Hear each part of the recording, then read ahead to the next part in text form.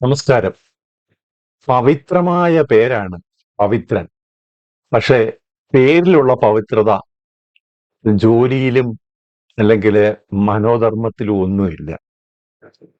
നമുക്ക് എല്ലാവർക്കും അറിയാം, കഴിഞ്ഞ 2-3 ദിവസങ്ങളായി ഈ ലോകം മൊത്തമുള്ള ആളുകൾ, എത്ര രാജ്യക്കാരാണ് അതിനകത്തിലും, ബ്രിട്ടീഷുകാരും ഫ്രഞ്ചുകാരും ഒക്കെ ഉണ്ട്, ഇന്ത്യക്കാരാണ് കൂടുതൽ. അതിൽ നമ്മുടെ കേരളത്തിലെ ഒരു മലയാളി നഴ്സ് രഞ്ജിത ആർ നായർ ജീവൻ നഷ്ടപ്പെട്ടു. ഇപ്പൊ ഇന്നലത്തെ കണക്ക് വെച്ചുകൊണ്ട് 300, 290, 300-നടുത്ത് 50 പേരോളം ഈ 241 കൂടാതെ ആയിട്ടുണ്ട്. അവിടെ ഒരു ഡോക്ടർ ഉൾപ്പെടെ, അവിടുത്തെ ജീവനക്കാര്, മെഡിക്കൽ വിദ്യാർത്ഥികൾ ഉൾപ്പെടെയുള്ളവർ മരിച്ച് നമ്മുടെ മനസാക്ഷി മരവിച്ചിരിക്കുന്ന ഈ ഒരു സാഹചര്യത്തിൽ കേരളത്തിലെ റവന്യൂ ഡിപ്പാർട്ട്മെന്റില് നമ്മുടെയൊക്കെ നികുതി പണം വാങ്ങിച്ച് ഇവനൊക്കെ ശമ്പളം തിന്നുന്നവനൊക്കെ നന്ദികേട് പറയുക എന്ന് പറഞ്ഞാൽ അത് വെച്ചു പൊറിപ്പിക്കാൻ പറ്റില്ല. ഏതായാലും ശരി, ഉടനടി സസ്പെൻഷൻ വന്നു. സസ്പെൻഷൻ കഴിഞ്ഞ് വെളിയിൽ ഇറങ്ങുമ്പോൾ തന്നെ ഡിവൈഎസ്പി അവിടെ കാത്തു നിൽപ്പുണ്ടായിരുന്നു. ജാമ്യമില്ലാ വകുപ്പ് അങ്ങ് ചുമത്തിയിട്ടുണ്ട്. ആശാൻ ഇനി കുറച്ചു ദിവസം ഉണ്ട് തിന്നും. പിന്നെ ഇപ്പോൾ നല്ലൊരു കാര്യം വരുന്നുണ്ട്. കളക്ടർ പിരിച്ചുവിടാനുള്ള ഓർഡർ കൂടെ കൊടുത്തിട്ടുണ്ട്. ശരിക്കും നമ്മളൊരു ഗവൺമെന്റ് ഉദ്യോഗസ്ഥൻ അല്ലെങ്കിൽ കൂടിയും സാധാരണ മനുഷ്യരായാലും ശരി, ഇതുപോലുള്ള കമന്റുകൾ ഇടുമ്പോൾ അതൊരു നീതിക്ക്, മനസാക്ഷിക്ക്, നമ്മുടെ ഒരു സംസ്കാരത്തിന് എത്ര വിപരീതമായാണ് ഇവർ പ്രവർത്തിക്കുന്നതെന്നുള്ളത്. ഈ ആളിനെ കുറിച്ച് നേരത്തെ കംപ്ലൈന്റ് വന്നിട്ടുണ്ട്. അതവിടെ നിൽക്കട്ടെ, നമുക്ക് ആദ്യം ഈ ന്യൂസിലേക്കൊന്ന് പോകാം. അഹമ്മദാബാദ് വിമാന അപകടത്തിൽ മരിച്ച മലയാളി നഴ്സ് രഞ്ജിതയെ അപമാനിച്ച് ഫേസ്ബുക്കിൽ പോസ്റ്റിട്ട ഡെപ്യൂട്ടി തഹസിൽദാർക്ക് എതിരെ കേസെടുത്തു. NSS ഹോസ്ദുർഗ് താലൂക്ക് പ്രസിഡന്റ് പ്രഭാകരൻ കരിച്ചേരിയുടെ പരാതിയിൽ ആണ് വെള്ളരിക്കുണ്ട് ഡെപ്യൂട്ടി തഹസിൽദാർ പവിത്രന് എതിരെ ഹോസ്ദുർഗ് പോലീസ് ജാമ്യമില്ലാ വകുപ്പ് പ്രകാരം കേസെടുത്തത്. എന്തായാലും ശരി, ഒരു NSS താലൂക്ക് ഭാരവാഹിയാണ് പ്രഭാകരൻ എന്ന് പറഞ്ഞ ഒരാളാണ് ഈ കേസ് കൊടുത്തിരിക്കുന്നത്, പരാതി കൊടുത്തിരിക്കുന്നത്. ഇത് NSS ഒരു നായർ സ്ത്രീ ആയതുകൊണ്ട് തന്നെ അവരെ ജാതി പറഞ്ഞുള്ള അധിക്ഷേപം, അതുപോലെ സ്ത്രീത്വത്തിനെതിരെയുള്ള അപമാനകരമായ ഭാഷകൾ ഉപയോഗിച്ചേക്കുന്നത്. ഇയാൾക്ക് എതിരെ നേരത്തെയും ഒരു സസ്പെൻഷൻ, കാസർഗോഡ് MLA ചന്ദ്രശേഖരനെതിരെയും ഇതുപോലെ ജാതി പരാമർശം നടത്തി സസ്പെൻഷനിൽ പോയതാ. ഒന്ന് കിട്ടിയ പഠിക്കത്തില്ലടാ, നീ ഈ ജന്മം നീ ഇനി അനുഭവിക്കും. ഇവന് ഒരു കുടുംബവും ഒരു കുട്ടികളും ഒക്കെ ഇല്ലേ? ഇവര് നാളെ റോഡിൽ കൂടി പോകുമ്പോൾ ഒരപകടം വന്നാൽ അന്നേരം അവിടെ എല്ലാ മതത്തിലുള്ള സഹോദരങ്ങളും വന്ന് ഹെൽപ്പ് ചെയ്യത്തില്ലേ? ഇവന് ഇത്രയും ഒരു കോമൺ സെൻസ് ഇല്ലാതെ പോകല്ലേ? ഈ ഡെപ്യൂട്ടി തഹസീൽദാർ റവന്യൂ വകുപ്പിൽ തന്നെ അപമാനമാണ്. എന്തായാലും ശരി, ശക്തമായ നടപടിയെടുക്കുന്ന ഒരു രീതിയിലേക്കാണ് കാര്യങ്ങൾ പോകുന്നത്. ഇവൻ പോസ്റ്റ് ഇട്ടത് 2 ദിവസം മുമ്പാണ്. ഒരു നായർ സ്ത്രീ ഉണ്ടായിരുന്നു, കേരള സർക്കാർ ജോലി നൽകിയ അവർ ലീവ് എടുത്ത് വിദേശത്ത് എന്തോ വേറെ ഭാഷകളാ കിട്ടേണ്ടത് കിട്ടി.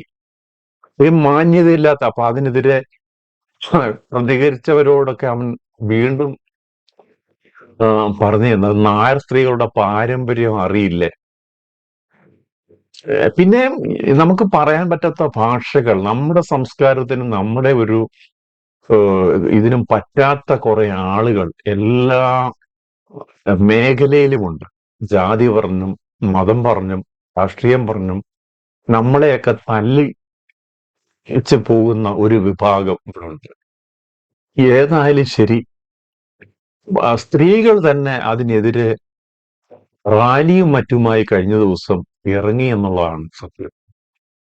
ഇയാളെ കുറിച്ച് ഡിപ്പാർട്ട്മെന്റിലെ യാതൊരുവിധ നല്ലൊരു ഗുഡ് എൻട്രി പുള്ളിക്ക് ഇല്ല.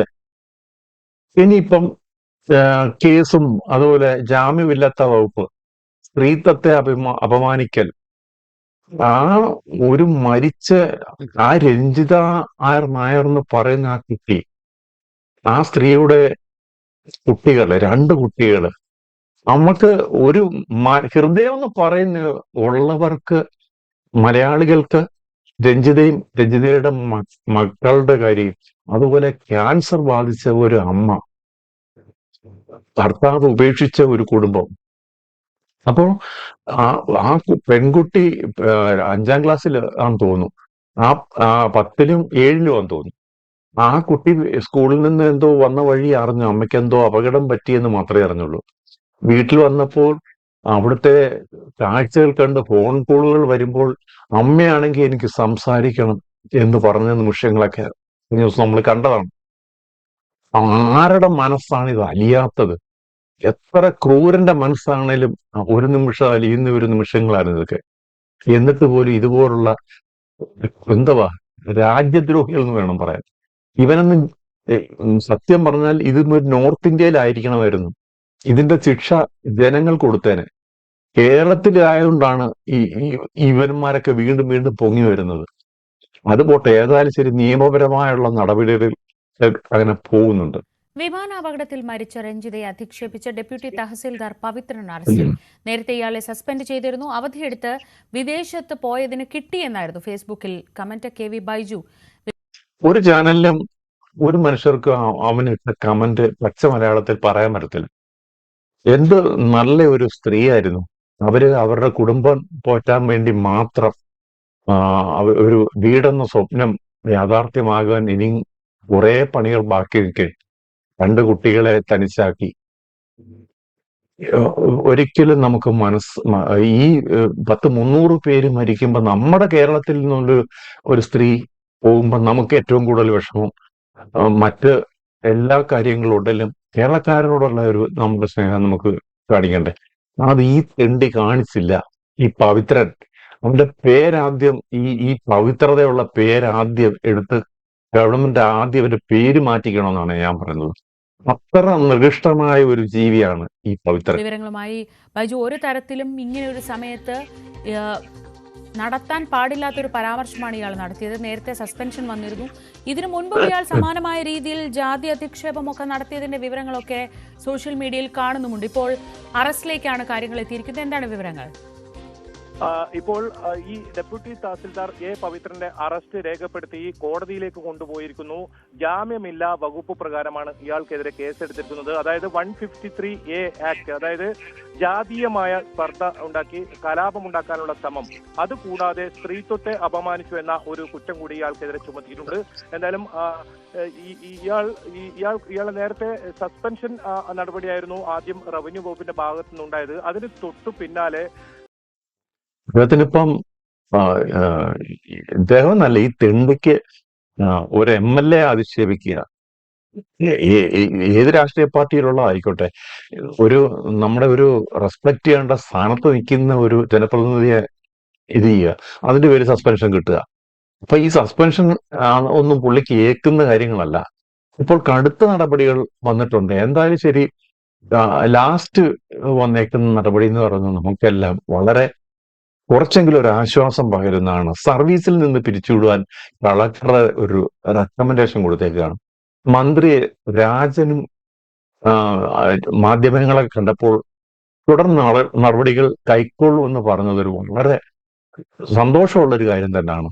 ഇതുപോലെയുള്ള സമൂഹത്തില് ദ്രോഹം ചെയ്യുന്ന, മതസ്പർദ്ധ വളർത്തുന്ന, അല്ലെങ്കിൽ സ്ത്രീത്വത്തെ ആയാലും അല്ലെ മറ്റ് സമൂഹത്തിന്റെ നാശം വിതയ്ക്കുന്ന ഇതുപോലുള്ള സോഷ്യൽ മീഡിയ കൈകാര്യം ചെയ്യുന്ന കുറെ എണ്ണങ്ങളുണ്ട്.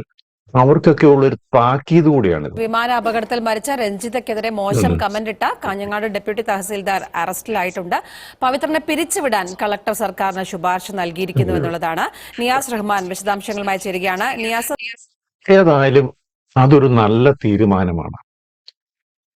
ഇതുകൊണ്ട് ഇനിയെങ്കിലും ഇതുപോലുള്ള ഗവൺമെന്റ് ഉദ്യോഗസ്ഥരെന്നല്ല, നമ്മുടെ ആൾക്കാർ, കേരളക്കാരെന്നല്ല, ലോകത്തുള്ള ഒരു മനുഷ്യരും ഇതുപോലുള്ള കമന്റുകൾ ഇടുന്നു. കഴിഞ്ഞ ദിവസം വേറൊരു മതസ്പർദ്ധയുള്ള ഒരു കമന്റ് ഞാൻ കണ്ടു. അത് പേര് ഞാൻ പറയുന്നില്ല. പിന്നെ അത് ഈ ടാറ്റയുടെ ഇപ്പം എയർ ഇന്ത്യ ഏറ്റെടുത്ത് നടത്തുന്ന ടാറ്റയാണ്. ഇപ്പൊ ടാറ്റയോടുള്ള അമർഷം നമുക്കിപ്പോ അറിയാം, സ്റ്റുഡിയോയുടെ പേരിലുള്ള ആ വസ്ത്ര വ്യാപാര ശൃംഖല മോശമായിട്ട് ചിത്രീകരിച്ചും അതെന്തെങ്കിലും ആയിക്കോട്ടെ, അതിന്റെ ഇതിലുള്ള ഒരു വിവാദം നടക്കുമ്പോൾ അതിൽപ്പെട്ട ഒരു കമന്റ് വരുന്നു. ടാറ്റയുടെ എയർ ഇന്ത്യ എന്തുവാ 241 പേരെ പരലോകത്തേക്ക് വിട്ടെന്നോ എന്നും പറഞ്ഞൊരു കമന്റ് വന്നു.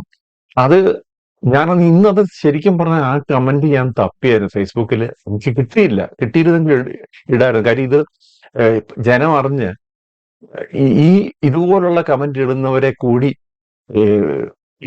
ഇതിൽ കൊണ്ടുവന്ന് ശിക്ഷ വാങ്ങിച്ചു കൊടുക്കണം. ഇവര് ജയിലിൽ കിടന്ന് ഉണ്ണ തിന്നാൽ മാത്രമേ പഠിക്കുകയുള്ളൂ. ഒരു പ്രശ്നത്തെ മറ്റൊരു വിഷയവുമായി കണക്ട് ചെയ്ത് താരതമ്യം ചെയ്യുക, അതിന് എതിരെ ഇതൊരു മനുഷ്യ മനസാക്ഷി.